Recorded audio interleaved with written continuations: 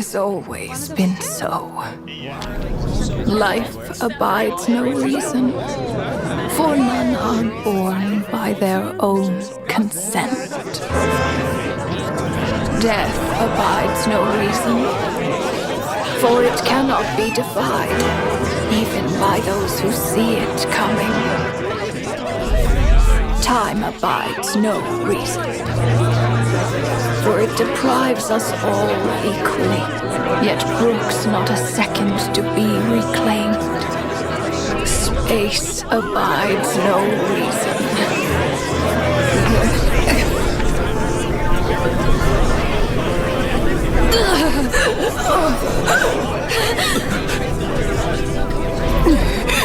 The ruler of space stops the golden-haired twin travelers and mercilessly tore them apart.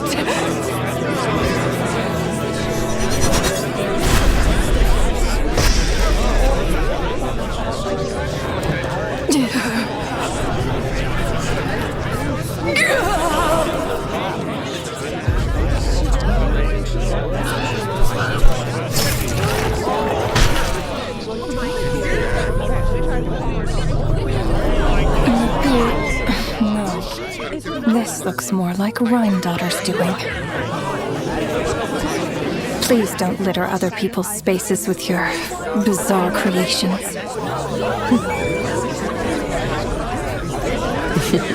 Unsurprisingly, all life here has been rendered unstable, tainted by the ruler of space.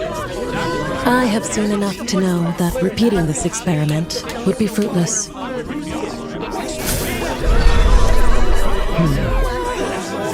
You seem to wield my power as if it were nothing but a plaything for your amusement. Although merging with you has stripped me of agency, I shall still continue to voice my disapproval. My dear Rhymedaughter, you have my respect, Nibirius. Your nagging is one of the only things that can get under my skin.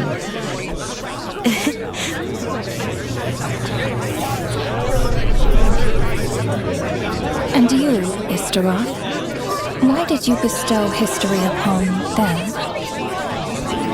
I had to find some way to pass the time, did I not? After all, it's clear that Asmodee is not here. Well, perhaps you could share your input a little earlier next time. But you're right. There's no trace of Asmodee here. Where has she gone? Anyway, it's time I put this space out of its misery.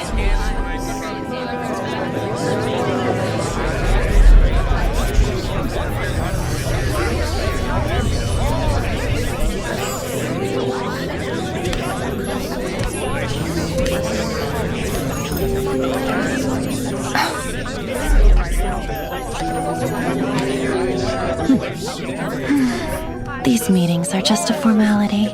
Does it really matter that only 3 of us are here? I, for one, think that we should find her. Since the Heavenly Principles cast us as shades, not one of us has ever missed a meeting.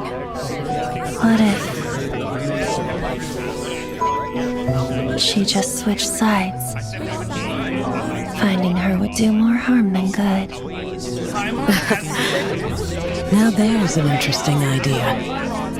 Better than being devoured. Just switched sides?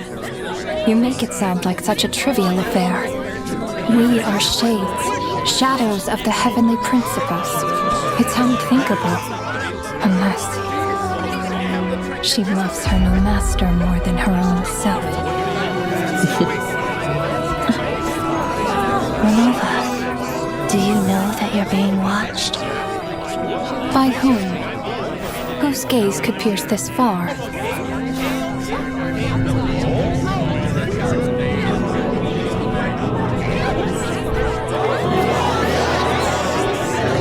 I remember those eyes. It was just before I placed the curse of immortality.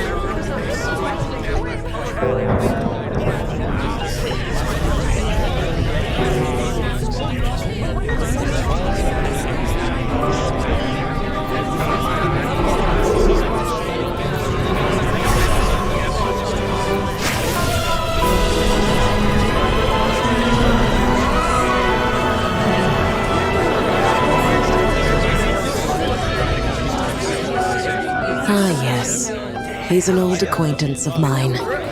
I'm sure that working for the Tsaritsa has helped him let go of his past obsessions. The Cryo-Archon. With her paltry powers, she dares set her gaze on the heavenly principles. The heavenly principles have yet to awaken. If I were her, I wouldn't pass on that opportunity either. My dear Rhine daughter, you know I cannot allow you to think that way.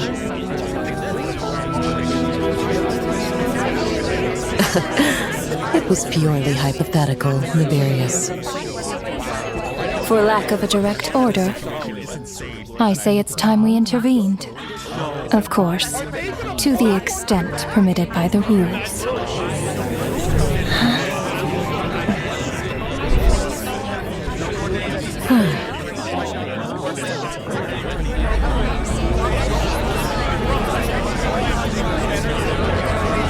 The gaze of the gods has always been considered a blessing. Hence the origin and meaning of visions. People have always yearned for the gaze of the gods. And yet, it is said that when mortals look directly upon the gods, they invite their wrath and retribution. And what of it? Lives will be lost, a nation brought to ruins. So be it. It is nothing I have not endured before. I already know the price of gazing upon the gods. So tell me, what is the price of killing a god? The god stays silent, as if the thought had never once crossed his mind. To all those who dare not look up to the heavens, Her Majesty the Tsaritsa says this. Behold. Even the gods have their limits.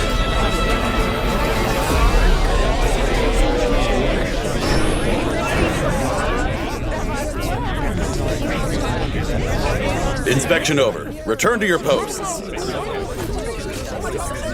Make sure the Frostmoon Scions don't pose a threat.